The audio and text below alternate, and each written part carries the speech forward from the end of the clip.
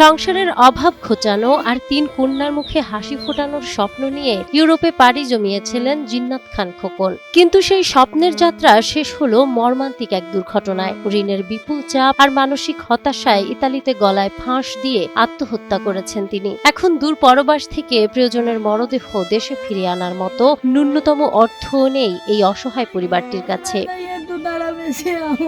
উন্নত জীবনের আশায় বাড়ির ভিটা বিক্রি এবং ধার দেনা করে প্রায় ৩৫ লাখ টাকা ব্যয়ে দালাল মারফত প্রথমে বুলগেরিয়া ও পরে ঝুঁকিপূর্ণ পানিপথে ইতালি প্রবেশ করেন বাগেরহাট সদর উপজেলার ফতেপুরের শিমুলতলা গ্রামের খোকন। কিন্তু সেখানে গিয়ে ভাগ্যের চাকা ঘোরেনি, উল্টো ঋণের বোঝা ও অনিশ্চয়তায় মানসিকভাবে ভেঙে পড়েন তিনি। তার আকস্মিক মৃত্যুতে ৩ মেয়ে, স্ত্রী ও বৃদ্ধা মাকে নিয়ে সম্পূর্ণ অচল হয়ে পড়েছে পরিবারটি।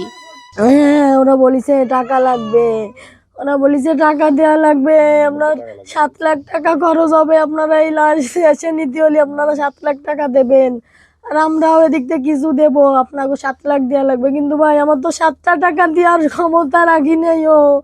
আমার দেন, আমার 3 সাল মানে আমার বাচ্চা কোটা বৃষ্টির পানিতে ভিজে যায়, থাকতে পারে না। আমরা 3 বোন, আমার আব্বুকে একটু দেখতে চাই দেশে এনে।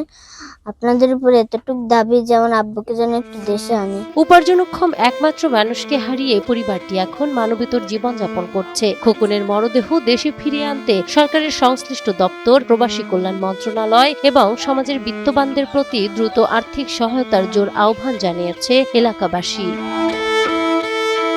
নাহার দৃষ্টি, টাইমস টুডে।